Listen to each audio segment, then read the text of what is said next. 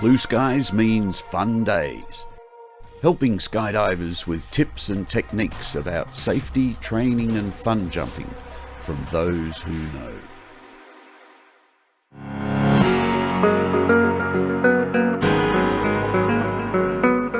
Hi and welcome to this episode of Blue Skies Fun Days.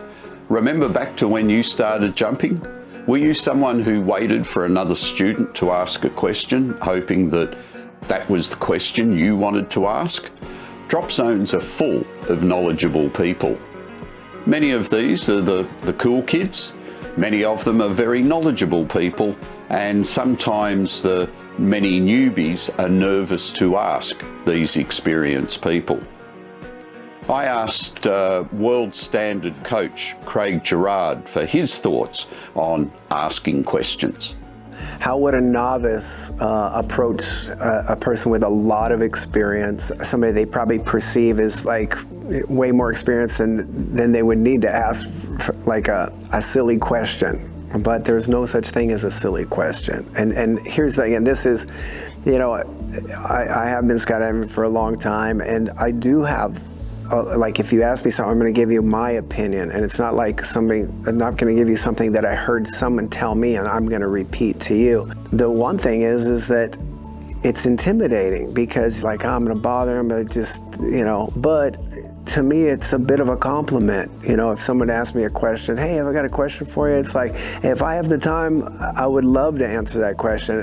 And I think everybody that's in a role as an organizer, a coach, or somebody who's just has a really good reputation on the drop zone, it's almost like a responsibility. And I think especially in this sport, it should be something that's really sought after, because if I really wanted to know something, I'm going to go find somebody who does it the best and go ask them.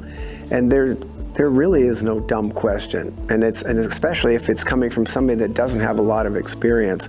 But it's like, the one thing I would recommend is make sure, like, if the person you're asking does have a lot of experience, that they're not busy, like, either organizing a jump, coaching a group, or working with their team. Like, if there's 5 minutes, you know, it's come up, say hi. You know. So how dangerous is it to not ask questions? Yeah, it is dangerous, especially if it's safety issues. But it's like, as far as flying issues, I think you have to look at the organizer or the coach and just make sure that they're not overwhelmed. They may have a lot of things going on, and, like, kind of do the math on yourself. How important is this question? Or is it, do you just want to ask a question so that we can have a conversation, which is normal, man. It's like, people just want to get to know you and become better friends. But sometimes ask yourself, if you already know the answer and you're asking it just to ask the question, you know, sometimes that may not have a lot of time for that. If you've already listened to the preparation for the jump, make sure that you just didn't miss it. And if you did miss it, it's like, as you know, it can be kind of intimidating if you're like sticking your hand up in a 20 way and you're asking, like, what's the breakoff altitude? It's like, it was already covered. But listen, that's a safety issue. It's like, it's 5,000 feet. The flip side of that is not to make fun of people, you know, because maybe they just may have had something going on where they were just distracted. And I don't see it that often where people ask too many questions about one little detail. I think if you're a good coach or good organizer, you already know what things to cover. And if people need extra attention, you're going to give them that time so that they feel a lot more secure.